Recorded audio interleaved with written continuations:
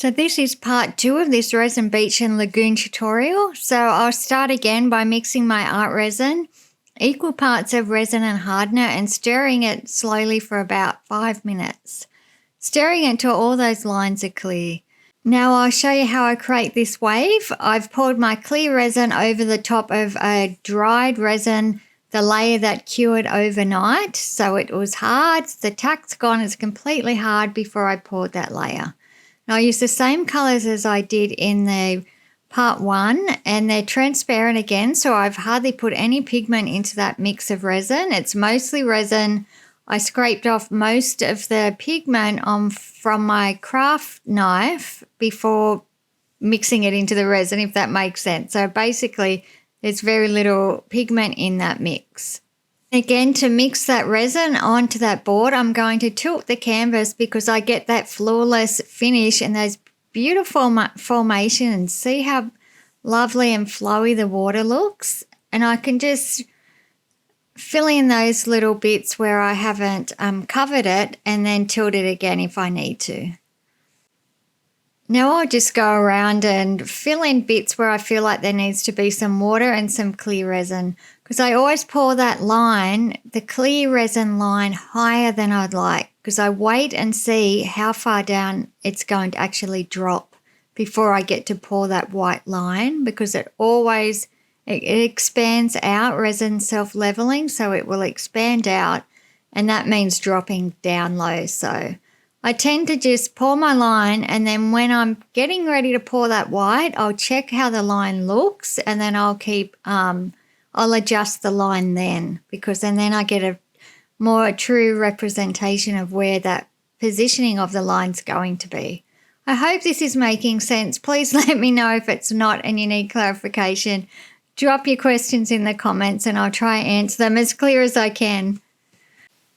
So now I'll just very quickly go down to this lagoon and start filling that in, just repeating what I did at the top, getting another layer, and now use my Angel White by Lorez Expressions for the wave. Now it goes perfectly with art resin. Not all combinations of resin brands and white brands will give you that lacing.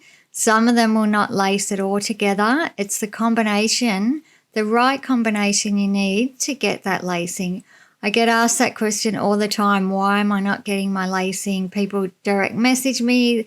They reach out to me in comments, and it's nothing that you're doing wrong in your technique. It can just be the brands. So just if you're not getting the lacing, try just using a different brand of resin or white and see if that helps. And as you can see, I'm having to go along and just fix up some of my wave. It's not always perfect the first go. I then have to go around it and just neaten it up or add a bit more white here and there. And I can see that main wave is too pointy, but it's okay because I am planning on putting another wave, another layer over this one, a third wave. And what I'm planning to do with it is actually overlap it on that wave. And that's purely because it just needs it. I didn't intend that when I started out with this piece, but just looking at it, I can see that the shape's too pointy, like it looks like an arrow. Even though I want the eye to be directed down into the lagoon, it's working for that, but it doesn't look natural. And there's a bit too much sand. So if I put my next wave, overlap it, I think that will look nicer. Anyway, if you keep watching, you'll know what I'm talking about. But here I'll just now pour my white over that clear resin line that I had just done earlier. And the blowtorch to pop the bubbles, of course, because they keep rising to the surface. The longer it sits there, the more that come up that need popping. This piece looks small watching it back, but when I'm working on it, it really feels quite large. It's 60 by 80 centimetres, and I've got to work quickly because I've only got 30 minutes of working time with art resin. And here I just want to lighten up my sand. Now the sand's completely dry. It was the first layer I did. See how it's dark? So I want to lighten it up where my dry sand is. So now it'll appear like there's dry sand there, and I'm just using acrylic paint, so a mixture of white, and I just mix think it was yellow ochre and a bit of a pink colour and mostly white. So now here's the wave, right? So I've sanded it back between coats as I always do, just to give it a tooth. And this time I made it very opaque. I made it a little bit too opaque for my liking. I know I was going for the transparent look, but there was just too much of those rocks showing through, like it was looking too busy. And I want to try and cover them up and make it a bit less busy in the ocean. So unfortunately, I am going to lose a lot of the work I did underneath. Some of it still comes through, but yes, it's, what can you do? I just found it just needed it. So you've got to just work, reassess as you're going and working and try and be flexible and adjust to the circumstances that come up when you're working. Now, the only problem with the opaque colours now, I've got to make sure that those stingrays are still visible and they're getting a bit lost.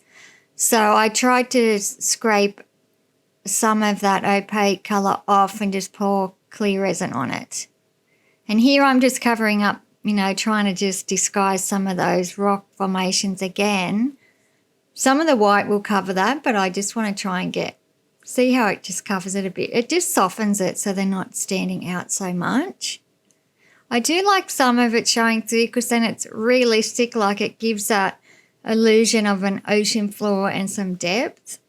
Now I'm just extending that clear resin down. See how I mentioned I was overlapping it? So I'm just going to pull bits of it down, not too much because I know it's going to expand. Now, I had a bit of a problem here because I couldn't see the line. Like the end, because it's so big, the board, you can only see a section of it, and I've got to keep tilting my head. And yeah, so I did miss the line, so now I'm having to fill it in a bit and correct it. It was a bit of a panic station. It's right when that's the main feature wave too. But you can always go over and correct it. And then I just think, well, what's meant to be will be. Like maybe it's meant to look like that. And I've just got to go with the flow and trust that this painting will be perfect for the client. And I've just got to step out, do the best I can, but then also step out of the way and also let it do its job. Let the painting show me what it wants to do. So here I am just tidying things up a little bit. But I like the overlapping wave look. I think it can look really effective. You've just got to kind of babysit it for a while because it can take on a weird shape. You've got to make sure that it's falling correctly over the line. And of course, I'm popping more bubbles again. You've just got to make sure you don't burn your resin or put too much heat on because I've had dimpling before. I know I've mentioned this before. The heat caused my resin to dent. So try not to, use too much heat. Now, as much as the client loved this piece as it was, she wanted more lagoon at the bottom. So I'm actually going to extend it. So you'll see how I'm pouring the clear art resin on first, and then I'll pour my colour. Now it's a little bit too opaque again, but I'll just, with the heat gun, when you put the heat gun onto it, it kind of spreads it out and pushes some of it off and thins it out. So you start to see the underlying painting through it as you continue to work.